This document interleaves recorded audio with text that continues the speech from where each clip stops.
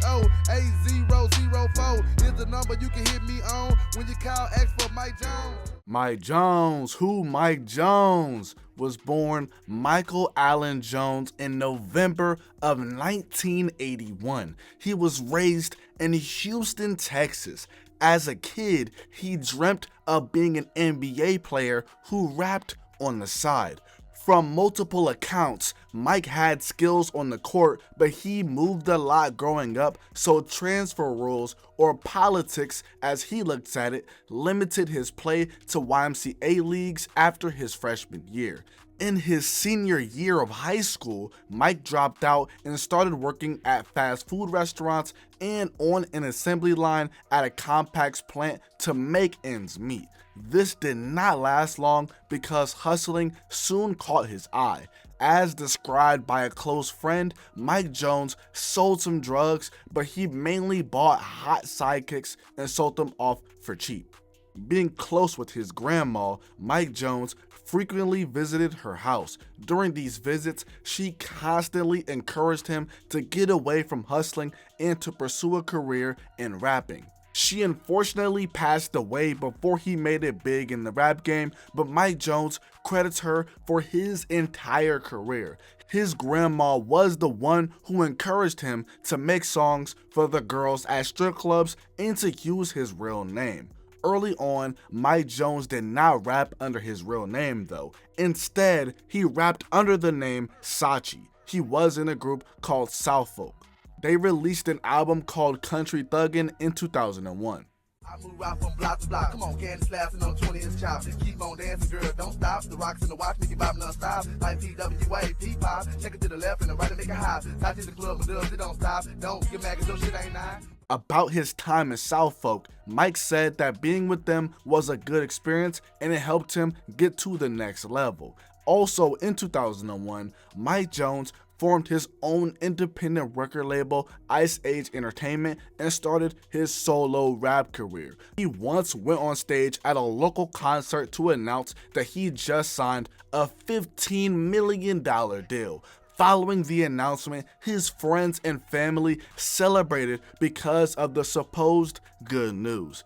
Mike unfortunately got caught in this lie because he told people that he was going on a business trip to New York, but instead he was found in a nearby motel. But Mike Jones simply would not take no for an answer while he was coming up in the underground rap scene. DJ Big Red, a DJ at a once popular strip club in Houston called Ice Cream Castle, told a story of Mike Jones constantly trying to give him a demo to play in the club. Mike Jones was persistent and he kept trying to give him the demo. He always came to DJ Big Red with another CD. It was the same songs, but the packaging was always a different color. Eventually, DJ Big Red played his demo and everybody in the club loved it.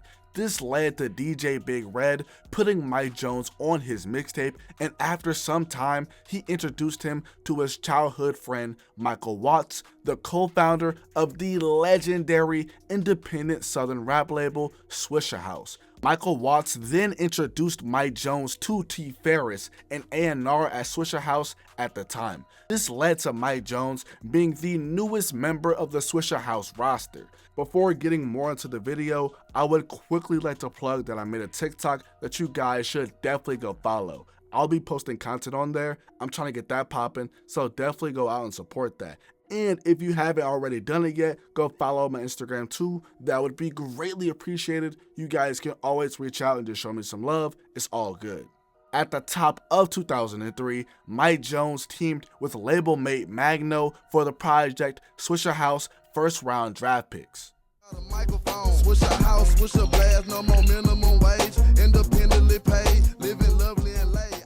Magno and Mike Jones had known each other since their adolescent years through playing basketball. They lost touch but reconnected while they were on Swisha House. They soon built a bond while touring with each other. The two, along with T. Ferris, drove to every show, selling CDs at gas stations along the way to earn extra money. Through being with each other on the road, Magno and Mike Jones built their chemistry.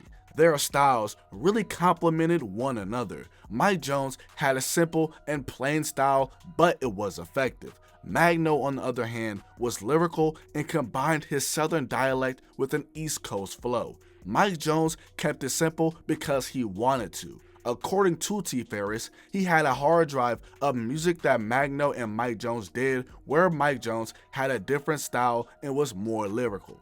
After months on the road together is when Magno and Mike Jones teamed up to release Swisha House first round draft picks. It sold 10,000 copies in its first week, then another 10,000 in its second. For an independent album, these are really good numbers, especially during this time. Later on in 2003 came the release of the Swisha House project The Day Hell Broke Loose 2. Mike Jones was heavily featured on this album. His solo cut, Got It Sold Up, on this project is bananas.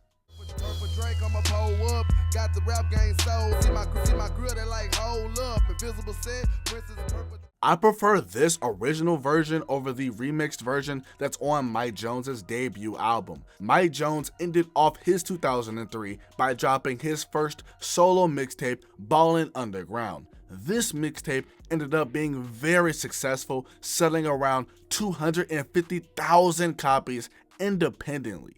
I got fans that's down with me like Bobby and Whitney. Like I said on before the cap, but you want me, come get me, cause I ain't going nowhere. He was insanely popular after this release, and a promoter once talked about Mike Jones first coming to Cleveland, Ohio before he signed his major deal. This promoter described Mike Jones's arrival in Cleveland as being comparable to the Beatles, but this mixtape started some problems between Magno and Mike Jones. According to Magno, he got into a dispute with Mike Jones over how the money was being broke down. He said that initially labels were interested in the two due to the numbers of first round draft picks, but not that long after the project, Mike Jones released his solo project, Ballin' Underground, and this skyrocketed his personal stock.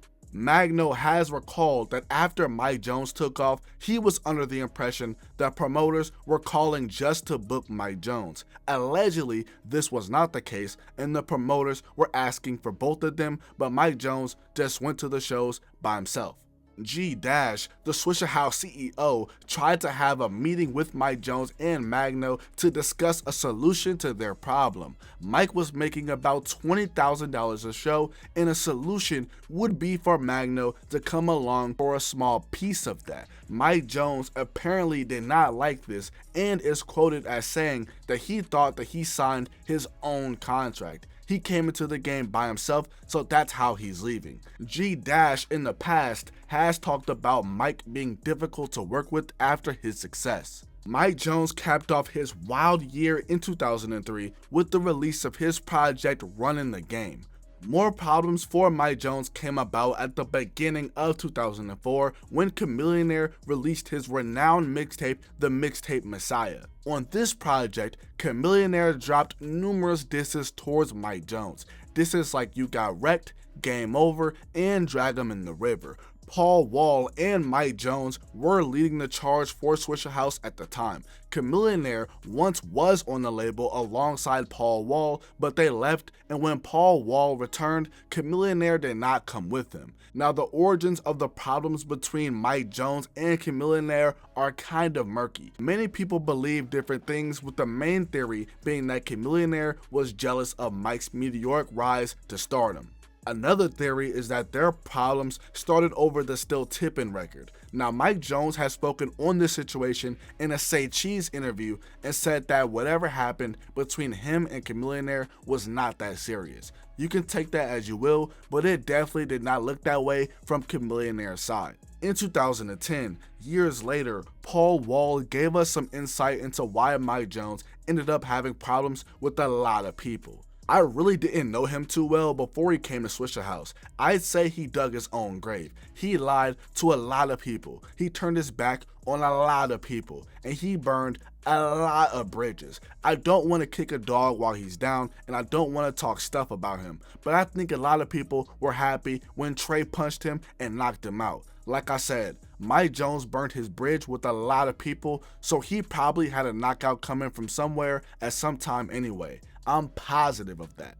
Paul Wall is referring to an incident between Houston rap legend Trey the Truth and Mike Jones that happened in 2008, where Mike Jones reportedly got into a scuffle that resulted in a bloody nose for him. Speaking of Paul Wall, both he and Mike Jones blew up in a major way all the way back in 2004. This was due to the release of the classic record Still Tippin', which was officially released in November of that year.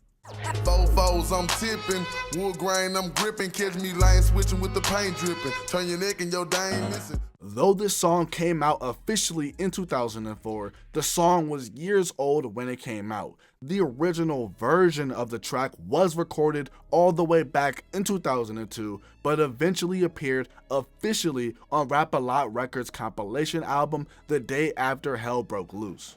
Chamillionaire is on the track instead of Paul Wall, and it has a completely different beat.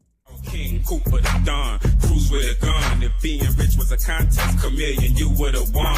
I know, but watch the. I've already discussed how Paul Wall and Chamillionaire were once with Swisha House and left. One can assume that when Paul Wall returned to the label and Chamillionaire did not, that's the reason why he was added to the song. I gotta say that I prefer the version of the song that we have today way more than the original version, and I love Paul Wall's inclusion on the track. More proof that the song is old is what Mike Jones says in his verse. In his verse, he mentions first round draft picks is coming, which was inaccurate because that project came out a year before Still Tippin' officially released. Another fact about the song is that almost all of Slim Thug's verse is from a freestyle he did around 2000 for a mixtape. Still Tippin' ended up peaking at number 60 on the Billboard Hot 100 and went platinum in 2006. All that grinding that Mike Jones did to get to this point ended up paying off because this year he would finally sign a major deal. In 2004, he signed a deal with Jive Records and Warner Bros. After blowing up, it was off to the races for Mike Jones. Back then they didn't want me, now I'm hot, they all on me. Back then they didn't want me, now I'm hot, they all on me. At the beginning of 2005, Mike Jones released Back Then, which was the second single for his debut album. Back Then ended up peaking at number 22 on the Billboard Hot 100. 281-330-8004. Hit Mike Jones up on the low, cause Mike Jones about to blow. One of Mike Jones's biggest inspirations was the late great Biggie Smalls. This was because Mike felt like Biggie was not a big image guy and he still managed to be successful.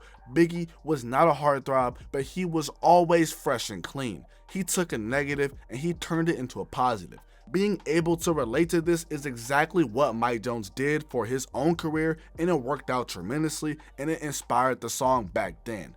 Very relatable song, and I think that's why it still gets talked about years later.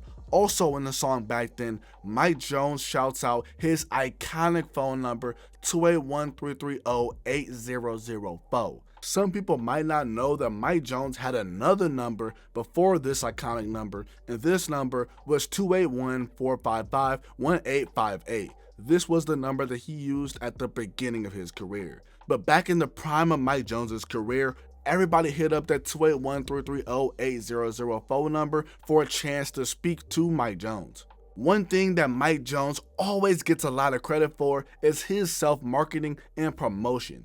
Giving out his phone number was a genius idea, and it was a way for fans, other artists, and promoters to hit him up. This was his alternative to handing out a business card. He claims that at the height of his career, he'd receive 40,000 calls a day. Unfortunately, in 2008, Nextel Sprint took away his phone number. Mike Jones explained what happened in a Say Cheese interview. He explained that fans were hacking the number, and when he went to Nextel Sprint to fix the situation, they just shut the number down and Mike could not get access to it. For years, the number belonged to someone else, but in 2020, Mike Jones announced that he got the number back. But back to 2005, and 2 months after the release of Back Then, came the release of Mike Jones's debut album, Who Is Mike Jones?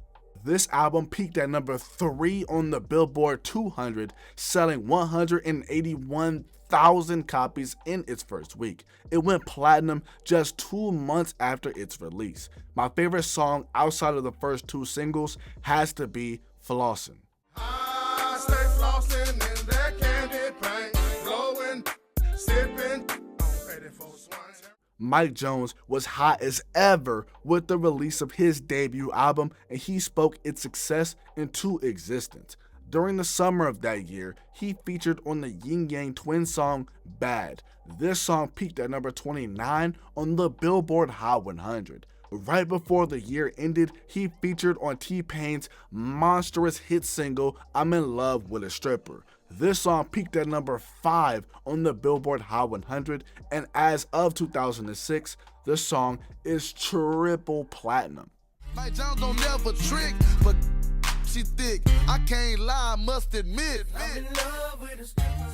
2005 ended up being the peak of Mike Jones's career. His debut album would remain to be his highest selling album, and he never had songs that were as successful as Still Tippin', Back Then, Bad, and I'm in Love with a Stripper. At the beginning of 2006, he dropped the mixtape King of the Streets. This ended up being his last project with Swisha House.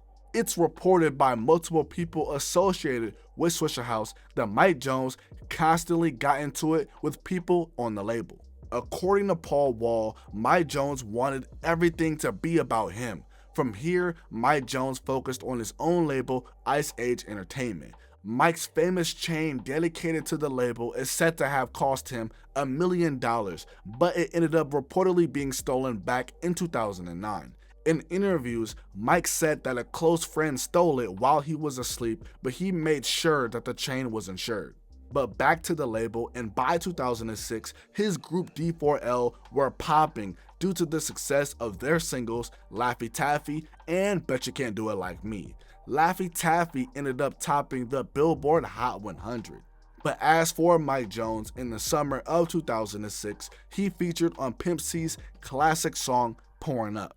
I'm coming out that candy thing. 8 cans in my pinky ring. Drop the top in the parking lot so y'all can see, but it doesn't swing. After this, it was time for Mike Jones to start promoting his second album. This time around, things were different. As I noted earlier, Mike Jones was having a lot of problems with Swisha House. In September of 2006, he released the single Mr. Jones, but it performed horribly on the charts. It ended up peaking at number 92 on the Billboard Hot 100. I'm down these tracks about to sell another meal. My pants stay sagging from them $100 bill. Although, in my opinion, this is a dope song, it largely got overshadowed due to Lil Wayne taking the beat for the song and making it into his classic song, The Sky Is the Limit, which appeared on his 2007 mixtape, The Drought 3. As to why the song did not perform well, Mike Jones chalks it up to politics. A lot of people don't know what happened. They just know the outsiders are telling them, oh, Mr. Jones came out and it flopped. What people don't know is that when it released to radio, the whole urban staff at the label was let go from work, so no one could work the record. Craig Bayless, a former production manager with Warner Bros., once viewed Mike Jones as what he referred to as the ideal artist. It's reported that Verizon once wanted Mike Jones to be their spokesperson, and he even made an appearance on the hit TV show Prison Break in the episode End of the Tunnel from season 1. He portrayed the character of Darius Morgan. Craig said that Mike Jones was that dude, and all of the agencies wanted him. After urban music at Warner Bros. Came back from their long hiatus, they reportedly wanted to make Mike Jones their franchise player, but it seemed like Mike Jones only wanted to answer to himself. This caused a lot of problems between him and the label. This wasn't it, because Slice, Mike Jones' former DJ and road manager, said that by 2006, Mike started blowing off signings at mom and pop record stores and places like Best Buy.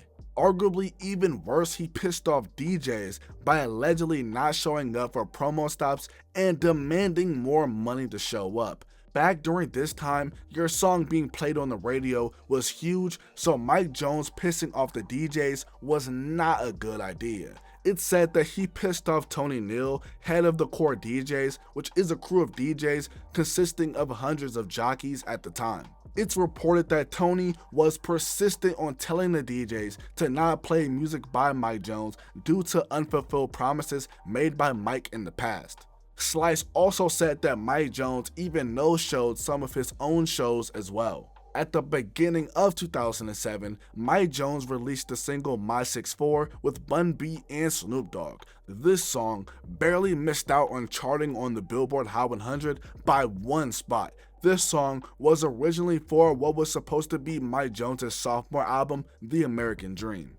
I did The American Dream all by myself. I didn't get anyone from Swisha House to give input on none of the album. This one was strictly me. We all came together like grown men and we all agreed like, well, Mike Jones is going to get control of this and that. We are going to let him do this and do that. We are going to give him this much. We all negotiated like grown men and it came out cool. So I got my label thing popping, you know what I'm saying? We still talking, going back and forth, but as of right now, I have more of a percentage than they do for The American Dream.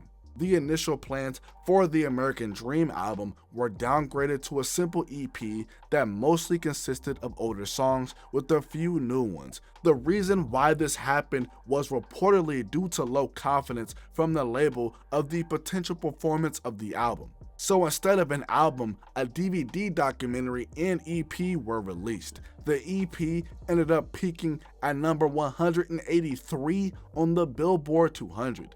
The same month that the American Dream EP was released came the release of what on to be the first single from Mike's sophomore album. This song was dropping Gimme 50, which featured Hurricane Chris.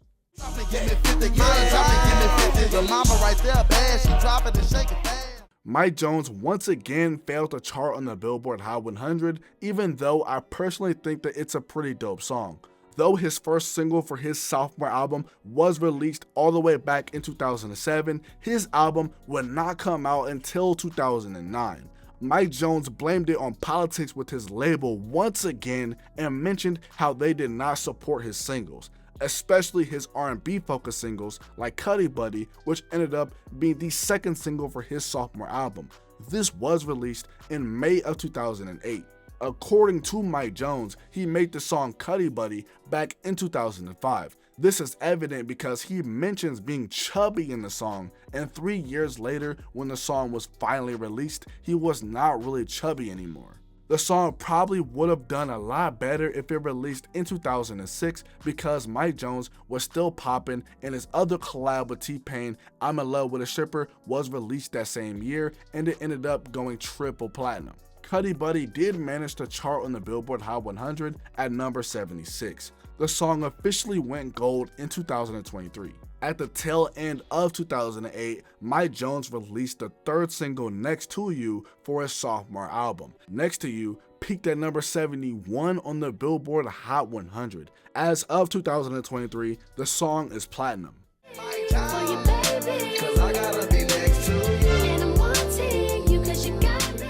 Finally, in April of 2009, the release of Mike Jones' second album came. The Voice peaked at number 12 on the Billboard 200, selling 25,000 copies in its first week. This was a drastic decline compared to his debut album, which peaked at number 3 on the Billboard 200, selling over 180,000 copies in its first week. The album also did not get the best reviews. Mike Jones had plans of releasing another album at the end of 2009 called Expect the Unexpected, but this never ended up coming out. After the release of his sophomore album, his incident with Trader Truth, getting his famous chain stolen, his fallout with numerous friends, and his issues with his label involving money and music, Mike Jones went on a hiatus. Very little news came out about him from 2010 to 2011. When talking about this break, Mike Jones said that it was intentional and he wanted to leave the music scene temporarily. He never stopped working on music, he still did the occasional show, traveled, and continued with his weight loss journey, which was successful even before he took a break. It wouldn't be until 2012 when he returned and started promoting a sequel of sorts to his debut album called Where Is Mike Jones to explain his absence after The Voice. Well, this project never came out and Mike Jones never released another album after The Voice. He returned to music with the release of his mixtape Back Ballin' Underground in 2013, which was the sequel to his debut mixtape Ballin' Underground that was released 10 years prior. The next year, in 2014, he continued to promote his Where Is Mike Jones album and announced that Atlantic Records would be responsible for its distribution. In 2015, Mike Jones dropped his last project to date, which is Money Train. He's talked about releasing the sequel to this mixtape for years now, but as of 2024, it has yet to release. Skipping ahead to 2021, Mike Jones went viral when a man rapped his verse for Still Tippin during an interview. This spread all over the internet, leading to a reply from Mike Jones himself to get in contact with him. I remember when this happened, and it was great to see people showing love to Mike Jones and giving him his flowers. It was also great to see some good news about him because in the past, there were stories going around that he was a pimp and a bunch of other crazy stuff. But throughout the years, he has still dropped music and still has plans for his label. I represent the home of candy cars, crew music and ball, truck banging, fifth hanging, 84s and those swanging. Mike Jones has quite the legacy. What I think he rightfully gets remembered for is his marketing genius. Giving out his phone number and songs for fans, other artists, and promoters to hit him up was a great idea. He was ahead of his time with that. Thousands of people called 281-330-8004 back in the day. The call and response "Who Mike Jones" thing was brilliant as well. I also think that a lot of people liked Mike Jones because he had a very relatable story. He had to work really hard to get on. He believed in his music while others didn't. Mike was persistent and eventually people came around to him. Mike also got a lot of flack for his simple, repetitive style, but it's what made him famous and beloved. People look back at it differently now, but it worked and it helped him go platinum. Before dropping his debut album, he, along with people like Chamillionaire, Lil Flip, and Paul Wall, were already underground legends, especially in Texas. It's really unfortunate that Mike's time on top was very short. He blew up in 2004 with Still Tippin', went platinum in 2005 with his debut album, featured on the triple platinum song I'm in Love with a Stripper in 2006, and that was pretty much it for his mainstream career. His EP and sophomore album did not perform well. He took a hiatus, then came back, and he never followed up with another album. There are a lot of different things that might have been the cause of this. Depending on who you ask, it could have been Mike Jones's doing, his label, or both. Maybe it was just a decline of the popularity of Houston rappers like Chamillionaire, Paul Wall, and Lil Flip. Regardless, Mike Jones remains a legend and will always be remembered for his contribution to the rap game and the music industry. He went from being undesirable to undeniable.